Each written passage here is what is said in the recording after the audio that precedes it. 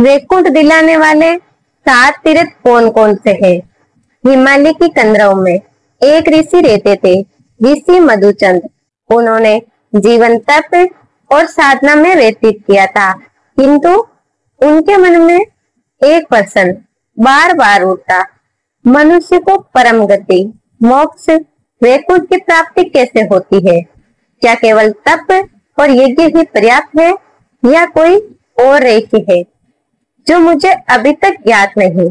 मधुचंद ऋषि दिन भर वेदों का अध्ययन और शिष्यों को उपदेश देते, रात्रि को गहन ध्यान में बैठते और ईश्वर से एक ही प्रार्थना करते, हे प्रभु, संसार जन्म और मृत्यु के चक्कर में बंधा है, कृपया कर वे मार्ग दिखाइए जिसे जीव इस चक्कर से मुक्त होकर आपके धाम को प्राप्त कर सके।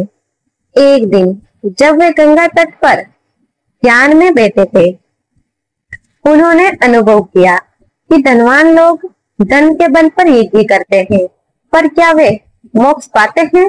गरीब भक्ति करते हैं, पर क्या उनकी भक्ति उन्हें वैकुंठ तक ले जाती है? साधु तपस्या करते हैं, पर क्या केवल तप ही अंतिम साध्य है? उनका हृदय उत्तर खोज रहा था। उस रात्रि उन्होंने गंगा किनारे दीप जलाया और दोनों हाथ जोड़कर आकाश की ओर निहारते हुए बोले, हे नारायण, हे जगत के पालनहार, मैं आपके चरणों में बैठकर ये जानना चाहता हूँ, ऐसा कौन सा पवित्र मार्ग है, ऐसे कौन से दिव्य तीर्थ है जो जीव को जन्म मृत्यु के बंधन से मुक्त कर सीधे वैकुंठ पहुंचा दे? उनकी आंखों से आंसू बह निकले। गंगा की लहरें मानो उनके आंसू को बहा बहा कर ले गई। वातावरण गंभीर हो गया, मानो स्वयं देवता उनकी प्रार्थना सुन रहे हो। रात्रि गहरी होती गई, आकाश में तारों की छटा फैल गई। इसी मधुचंद का मन और अधिक उत्सुक हुआ। उन्होंने अनुभव किया कि कोई दिव्य संकेत अवश्य मिलेगा, कोई दूत आएगा जो उनके संशय को मिटाएगा। तभी उनके सामने स्वयं नारद मुनि प्रकट हुए। वीणा बजाते हुए नारद जी ने मुस्कुराकर कहा, हे ऋषिवर, तुम्हारा पसंद बड़ा गहर है। तुम्हारी तपस्या और भक्ति से प्रसन्न होकर स्वयं विष्णु भगवान ने मुझे भेजा है। तुम जानना चाहते हो कि कौन सा मार्ग जीव को वैकुंठ तक पहुंचाता है, कौन से तीर्थ मानव जीवन को पवित्र कर मोक्ष प्रदान करते हैं? तो सुनो, मैं तुम्हें वे रहस्य बताऊंगा जो शास्त्रों में छिपा है और जो केवल श्रद्धा और भक्ति से ही प्रकट होता है। ऋषि मधुचंद विनम्रता से बोले, हे देव ऋषि, मैंने जीवन भर तपस्या और यज्ञ किए, किंतु अब भी हृदय में यह शंका है, क्या केवल तप ही पर्याप्त है या कोई इससे पवित्र स्थल है जहाँ जाकर या जिनका स्मरण कर जीव जन्म मृत्यु के बंधन से मुक्त हो सकता है? नारद मुनि ने गंभीर स्वर में कहा, हे ऋषिवर, तुमने सही पूछा है। संसार में अनेक तीर्थ है, परंतु 7 ऐसे पवित्र धाम जो सीधे वैकुंठ का मार्ग खोलते हैं। इन 7 का स्मरण, दर्शन और सेवा मनुष्य को मोक्ष प्रदान करती है। इन 7 की महिमा इतनी महान है कि केवल एक बार भी इनके नाम का उच्चारण कर लिया जाए तो पाप धुल जाते हैं और जीव वैकुंठ का अधिकारी बन जाता है। ये सुनकर ऋषि मधुचंद का हृदय आश्चर्य और उत्साह से भर उठा। उन्होंने हाथ जोड़कर कहा, हे देव ऋषि, कृपया करके इन 7 धामों की कथा विस्तार से सुनाइए, ताकि न केवल मैं बल्कि समस्त मानवता इसके महत्व को समझकर मोक्ष मार्ग पर चल सके। नारद जी ने वीणा बजाते हुए मधुर स्वर में कहा, हे ऋषिवर, अब ध्यान पूर्वक सुनो। मैं तुम्हें एक एक कर 7 तीर्थों का रहस्य सुनाता हूँ। नारद जी आगे बोले, ऋषिवर, अब मैं तुम्हें पहले धाम अयोध्या की कथा सुनाऊंगा। वहाँ जन्म लेने वाले भगवान श्री राम ने धर्म और मर्यादा का मार्ग दिखाकर संसार को पवित्र किया। अयोध्या के दर्शन मात्र से ही जीव मोक्ष प्राप्त करता है। ये कहते हुए नारद जी ने वीणा की धुन छेड़ी, गंगा की लहरें गूंज उठी, वातावरण दिव्य हो गया। ऋषि मधुचंद्र का मन रोमांचित हो उठा, क्योंकि अब वे जानने वाले थे वैकुंठ की पहली कुंती अयोध्या की महिमा। नारद मुनि ने आगे कहा, हे ऋषिवर, 7 मोक्षदायिनी पुरियों में प्रथम स्थान है अयोध्या। ये नगरी केवल एक नगर नहीं, बल्कि धर्म की धुरी और सत्य का आधार है। यहाँ स्वयं भगवान विष्णु ने श्री राम अवतार लेकर धर्म की स्थापना की। इसीलिए अयोध्या को मोक्ष द्वार कहा जाता है। त्रेता युग में जब अधर्म बढ़ा, राक्षस अत्याचार करने लगे और पृथ्वी देवताओं के भार से दब गई, तब भगवान विष्णु ने अयोध्या में जन्म लिया। राजा दशरथ की पत्नी कौशल्या के गर्भ से श्री राम का अवतरण हुआ। श्री राम का जन्म दिवस चैत्र मास की नवमी को हुआ और उस दिन अयोध्या की भूमि संरक्षण भी सुंदर हो उठी। देवताओं ने आकाश से पुष्प वर्षा की और गंधर्वों ने गायन किया। अयोध्या नगरी सरयू नदी के तट पर बसी है। ये नदी भगवान के चरणों से निकली हुई कही जाती है। जो भक्त सरयू स्नान कर राम राम का नाम लेता है, उसका पाप उसी क्षण नष्ट हो जाता है। यहाँ तक कि यदि कोई अयोध्या में मृत्यु को प्राप्त हो जाए तो उसे पुनर्जन्म नहीं मिलता और वह सीधा वैकुंठ में प्रवेश करता है। नारद जी ने एक प्रसंग सुनाया। एक समय एक चांडाल अयोध्या पहुंचा। उसके जीवन में पाप ही पाप थे और मृत्यु समीप थी। उसने सरयू किनारे आकर अंतिम बार स्नान किया और मृत्यु से आकर केवल इतना कहा, राम राम।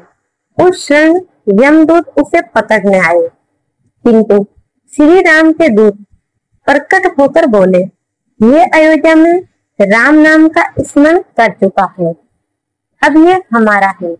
और उस चांडाल को वैकुंठ धाम ले जाया गया।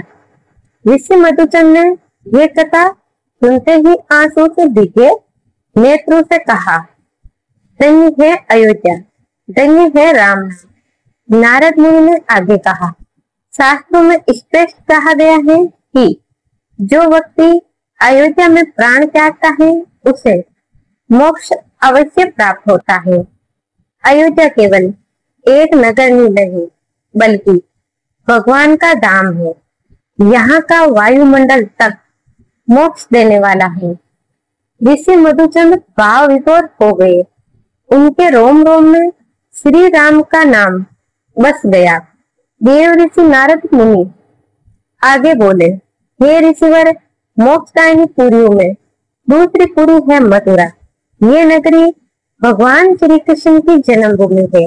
यहाँ की भूमि, यहाँ की धूल और यहाँ की वायु तक पवित्र मानी गई है। शास्त्रों में कहा गया है कि जो मथुरा में जन्म ले या मृत्यु को प्राप्त हो, वे पुनर्जन्म से मुक्त होकर भगवान के धाम में जाता है। द्वापर युग में जब कंस जैसे अधर्मी राजा का आतंक बढ़ा और पृथ्वी बाहर से दब गई, तब भगवान विष्णु ने वचन दिया कि वे अवतार लेकर अधर्म का नाश करेंगे। अतः भगवान विष्णु ने वसुदेव और देवकी के पुत्र रूप में मथुरा के कारागृह में अवतार लिया। जन्म के समय देवकी की कोठरी अलौकिक हो गई। भगवान 4 भुजों में शंख, चक्र, गदा और पद्म धारण किए प्रकट हुए। उन्होंने वासुदेव और देवकी को आश्वासन दिया, मैं तुम्हारा पुत्र बनकर जन्म दूंगा और कंस का नाश करूंगा। फिर वे बालक रूप में परिवर्तित हो गए। वासुदेव जी ने उन्हें यमुना पार कर गोकुल पहुंचाया और यशोदा जी की गोद में सुला दिया। यही से श्री कृष्ण ने बाह्य लीलाएं आरंभ की। माखन चुराना, गोपियों को तंग करना और बंसी की धुन से सबको मोहित करना। मथुरा की भूमि पर जन्म लेकर भगवान ने प्रेम और भक्ति का संदेश दिया। उनकी एक मुस्कान मात्र से भक्तों के पाप नष्ट हो जाते हैं। जब समय आया, श्री कृष्ण ने अपने माता पिता को कारागृह से मुक्त कराया और अत्याचारी कंस का वध किया। मथुरा की गलियों में धर्म का डंका बज उठा। लोगों ने हर्षोल्लास से कहा, धर्म की पुनः स्थापना हुई। अब हमारी भूमि पुनः पवित्र हुई। यह वही भूमि है जहाँ श्री कृष्ण ने अपना पहला धर्म युद्ध लड़ा और असुरों का नाश किया। नारद मुनि ने आगे कहा, मथुरा केवल श्री कृष्ण जन्मभूमि ही नहीं बल्कि भक्तों के लिए भक्ति और मोक्ष का द्वार है। यहाँ भगवान की लीलाओं की स्मृति आज भी गूंजती है।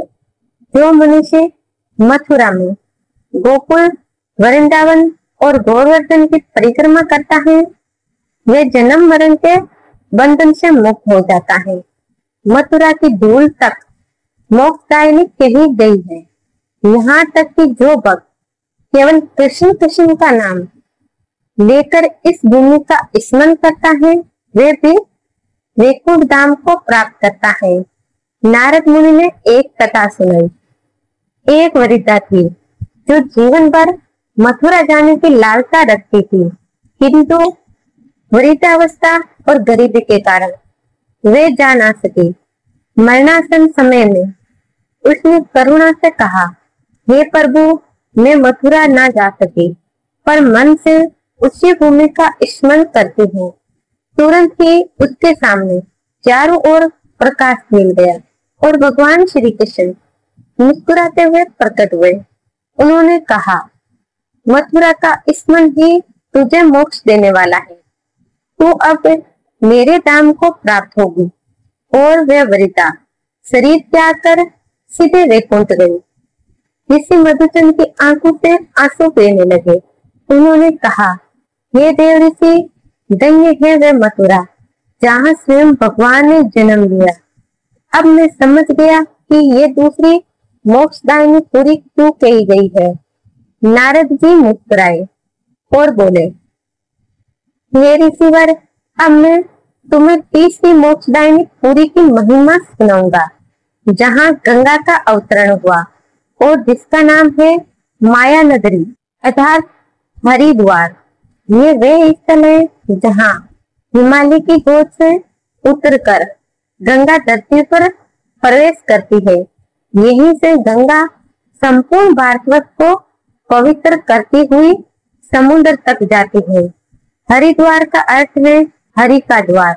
यह स्थान स्वयं वैकुंठ का प्रवेश द्वार माना गया है।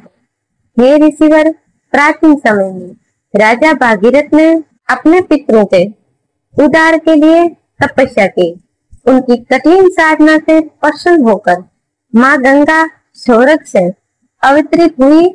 उनकी वेगवती धारा को संभालने के लिए स्वयं भगवान शंकर ने अपनी जटाओं में उन्हें धारण किया। जटाओं से निकलकर जब देवी गंगा धरती पर आई तो उन्होंने पहली बार हरिद्वार की भूमि को स्पर्श किया। इस कारण यह स्थान गंगा द्वार भी कहलाता है और यहीं से मनुष्य के पाप धुलने लगते हैं। हरिद्वार में एक प्रसिद्ध स्थल है सप्तऋषि आश्रम। कथा है कि जब गंगा यहाँ बहने लगी तब सप्तऋषि तपस्या कर रहे थे। गंगा के तीव्र वेग से उनका ध्यान भंग न हो, इसीलिए गंगा 7 धाराओं में बट गई और फिर आगे बढ़ी। आज भी उस स्थान को सप्त सरोवर कहा जाता है। इस घटना से स्पष्ट है कि गंगा केवल पवित्रता ही नहीं बल्कि ऋषियों की साधना की रक्षक भी है।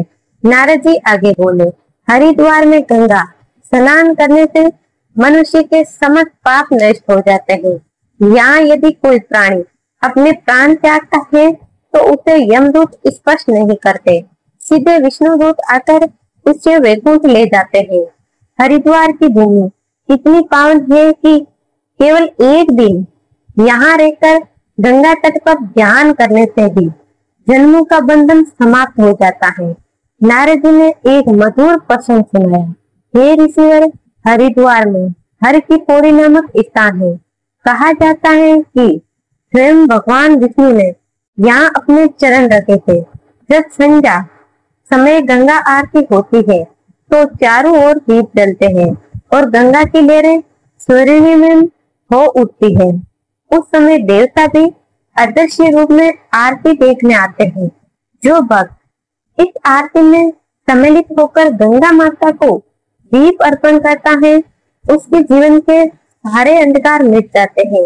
ये ऋषिवर, एक समय की बात है, एक शिकारी जिसने जीवन भर हिंसा की थी, हरिद्वार आया। वे गंगा तट पर भूखा प्यासा बैठा था। अनजाने में उसने गंगा जल से अपने हाथ धोए और एक भीगी हुई तुलसी पत्ती उसके भोजन में गिर पड़ी। उसी क्षण उसके भीतर परिवर्तन हुआ। कुछ समय बाद जब उसने प्राण त्यागे तो विष्णु दूत प्रकट हुए और बोले, आत्मा, गंगा के जल और तुलसी के स्पर्श से तेरे पाप नष्ट हो चुके हैं। अब तू वैकुंठ को प्राप्त होगा। इस प्रकार हरिद्वार ने उसे मोक्ष प्रदान किया। नारद मुनि ने गंभीर स्वर में कहा, हे ऋषिवर, हरिद्वार केवल एक तीर्थ नहीं बल्कि देवताओं, ऋषियों और भक्तों का संगम स्थल है। यहाँ कुंभ मेले का आयोजन होता है, जहाँ करोड़ों लोग गंगा स्नान करके अपने पाप धोते हैं।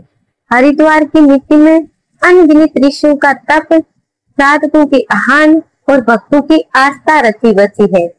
ऋषि मधुचंद की आंखें नम हो गई। उन्होंने कहा, हे देव ऋषि, सचमुच हरिद्वार धरती पर वैकुंठ का द्वार है।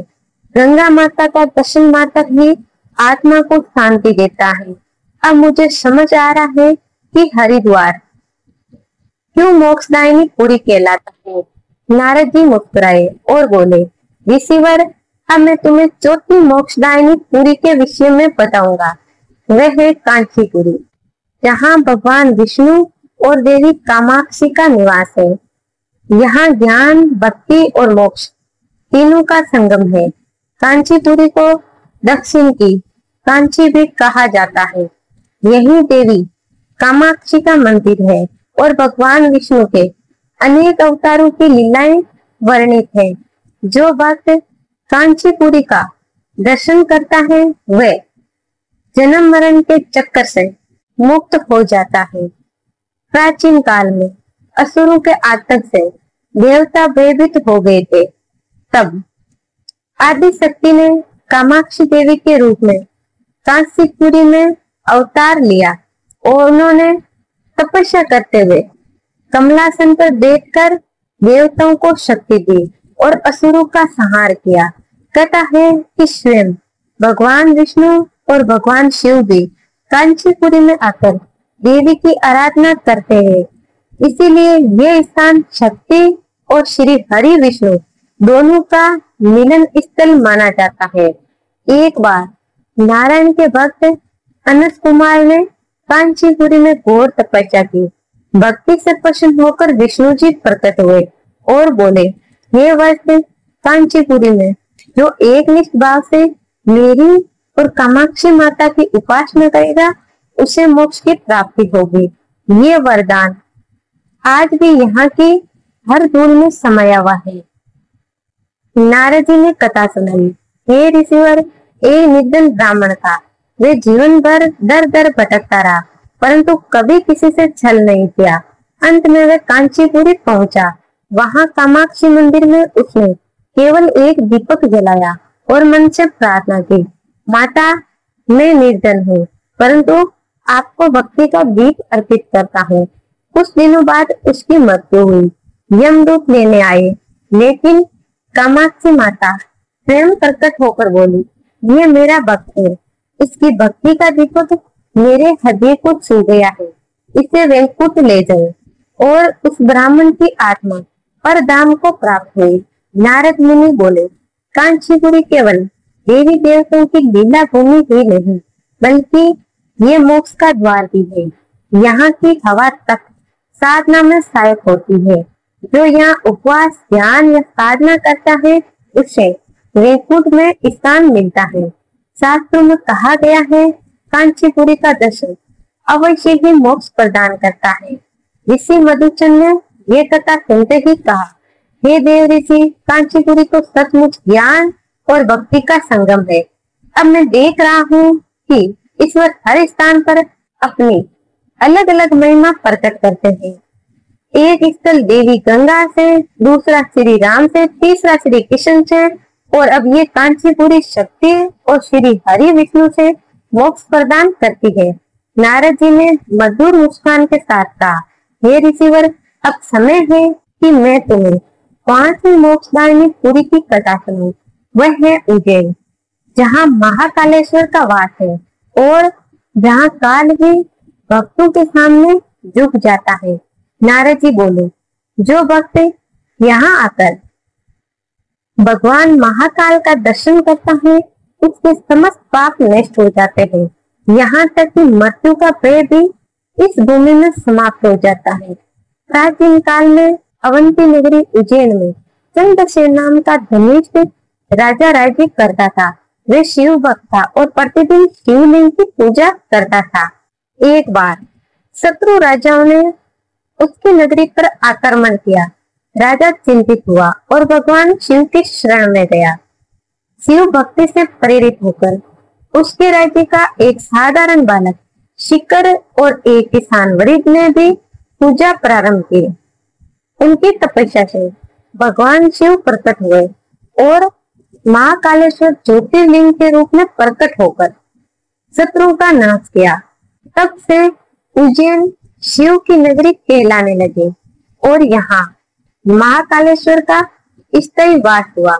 नारद जी ने आगे कहा, महाकालेश्वर का अर्थ है कालों के भी काल, अर्थात जो मृत्यु और समय पर भी शासन करता है।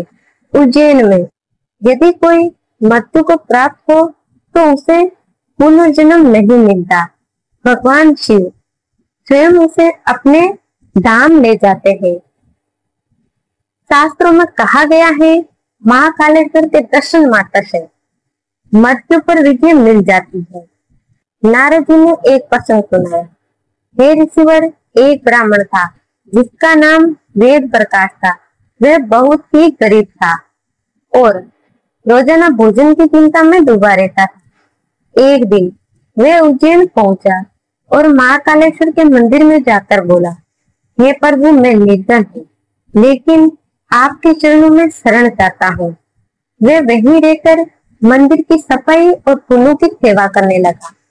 कुछ समय बाद उसकी मृत्यु हुई।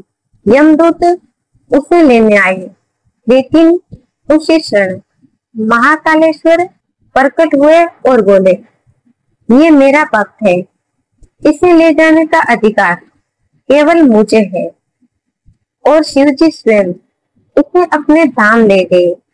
हे ऋषिवर, यही है उज्जैन की महिमा। नारद जी ने और भी रहस्य बताए। उज्जैन को काल की नगरी भी कहते हैं। यहाँ से काल गणना की परंपरा चली। यही विश्व का प्रसिद्ध ज्योतिर्विज्ञान केंद्र बना। इसीलिए मोक्ष के साथ साथ ये नगर ज्ञान और विज्ञान का भी पवित्र केंद्र है। ऋषि मधुचंद ने आंखें मूंद ली।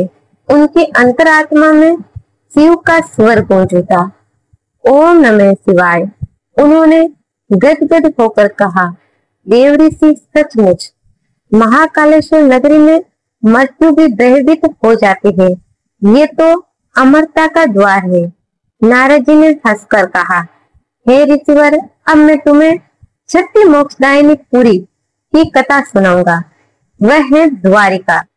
ये नगरी समुद्र के तट पर स्थित है और स्वयं भगवान श्री कृष्ण ने इसे बताया था। कहा जाता है कि जो व्यक्ति द्वारिका के दर्शन कर द्वारिकाधीश को प्रणाम करता है, उसका जन्म जन्म का बंधन टूट जाता है और उसे वैकुंठ धाम प्राप्त होता है। कौरवों और यादवों के बीच बार बार युद्ध होता था। मथुरा पर शत्रुओं का लगातार आक्रमण देखकर श्री कृष्ण ने अपने कुल और प्रजा की रक्षा के लिए समुद्र तट पर एक दिव्य नगरी का निर्माण कराया। समुद्र ने भी भूमि दान की और विश्वकर्मा जी ने उस पर अनुपम नगर का निर्माण किया। वे नगर था द्वारिका। सोने चांदी से सुसज्जित महल, विशाल द्वार, भव्य मंदिर और सुगंधित उद्यान सब मिलकर इसे स्वर्ग से भी सुंदर बनाते थे। जब श्री कृष्ण ने द्वारिका में प्रवेश किया तो देवताओं ने पुष्प वर्षा की, गंधर्वों ने गान किया और नगरवासी जय द्वारिकाधीश का नाद करने लगे। तब से द्वारिका केवल एक नगरी नहीं बल्कि मोक्ष का द्वार बन गई। शास्त्रों में कहा गया है, जो द्वारिका में मृत्यु को प्राप्त होता है वह परम गति अर्थात मोक्ष को प्राप्त करता है। नारद जी ने एक फलदायी कथा सुनाई। एक बार समुद्र तट पर रहने वाला एक गरीब मछुआरा हर सुबह द्वारिकाधीश के मंदिर में जाता और केवल इतना कहता, प्रभु मेरे पास कुछ नहीं है, लेकिन ये हदिया आपका है। वे रोज मछली पकड़ने जाता और जो भी मिलती उसमें से पहली मछली मंदिर में चढ़ाता। लोग उसका मजाक उड़ाते कि तेरे पास ना धन है ना भोग, ये मछली भेंट से क्या होगा। परंतु जब उसकी मृत्यु हुई, यमदूत उसे लेने आए, तभी श्री कृष्ण स्वयं प्रकट हुए और मुस्कुराकर बोले, ये मेरा प्रिय भक्त है जिसने मुझे सच्चे मन से अपना हृदय अर्पण किया। अब ये मेरे दाम आएगा। और वह मछुआरा सीधा वैकुंठ ले जाया गया। ये ऋषिवर द्वारिका को मोक्ष द्वार कहा जाता है। यहाँ का दर्शन और पूजा सभी पापों का नाश कर देती है। यदि कोई भक्त केवल समुद्र तट पर बैठकर हरे कृष्णा का नाम जप ले तो उसके पाप उसी क्षण धुल जाते हैं। और यदि कोई द्वारिका में मृत्यु को प्राप्त होता है तो पुनर्जन्म नहीं होता। ये सुनकर ऋषि मधुचंद्र का हृदय भर आया। उनकी आंखों में श्री कृष्ण की मोहक छवि झलकने लगी। हाथ में बांसुरी, पीतांबर धारण किए, मुकुट में मोर पंख सजाए, मुस्कुराते हुए द्वारिकाधीश आगे नारद मुनि ऋषि मधुचंद्र से बोले, हे ऋषिवर, अब हम पहुंचते हैं उस नगरी में जिसे स्वयं भगवान शिव ने अपने त्रिशूल पर धारण कर रखा है। यही है काशी, सातवीं और अंतिम मोक्षदायिनी पुरी। इसे मोक्ष की नगरी, आनंदवन और महासन भी कहा जाता है। यहाँ केवल मनुष्य ही नहीं, देवता तक मुक्ति की इच्छा से यहाँ आते हैं। जब सृष्टि की रचना हुई तब भगवान शिव ने एक दिव्य श्वेत को अपने त्रिशूल पर धारण किया और कहा, ये नगरी कभी विनिष्ट नहीं होगी। प्रलय के समय भी इसे मैं अपने साथ ले जाऊंगा। वे नगरी ही काशी है, इसीलिए इसे अविनाशी नगरी कहा जाता है। हे ऋषिवर, काशी में देवी गंगा बहती है और असंख्य घाटों पर भक्त स्नान कर अपने पापों को धोते हैं। कहा जाता है कि काशी में प्राण त्यागने वाले को भगवान शिव स्वयं कान में राम नाम का मंत्र देते हैं और मृत्यु के बंधन से मुक्त कर वैकुंठ धाम ले जाते हैं। इसी कारण इसे मोक्षदायिनी नगरी कहा गया। काशी का हृदय है श्री काशी विश्वनाथ मंदिर।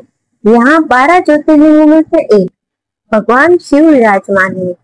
शिव जी यहाँ भक्तों को केवल अग्नि ही नहीं देते बल्कि मृत्यु पर विजय का वरदान भी प्रदान करते हैं। गंगा जी के तट पर स्नान करने से ही जन्म जन्मांतर के पाप कट जाते हैं। दशमेध मणिकर्णिका और अस्सी घाट पर की गई पूजा का फल अक्षय है। मणिकर्णिका घाट तो स्वयं देवी पार्वती और भगवान शिव ने तपस्या द्वारा पवित्र किया था। नारद मुनि ने आगे कहा, हे ऋषिवर, काशी हमें ये सिखाती है कि जीवन का अंतिम लक्ष्य केवल सांसारिक उपलब्धियां नहीं बल्कि ईश्वर का साक्षात्कार और आत्मा की मुक्ति है। ये मृत्यु भी प्रेम नहीं देती क्योंकि वे मोक्ष का द्वार बन जाती है। इसीलिए काशी को सब मोक्षदायिनी फूलों का मुकुट कहा गया है। नारद जी ने प्रसन्न होकर कहा, हे ऋषिवर, अब तुमने उन सातों पुरी की कथा सुन ली।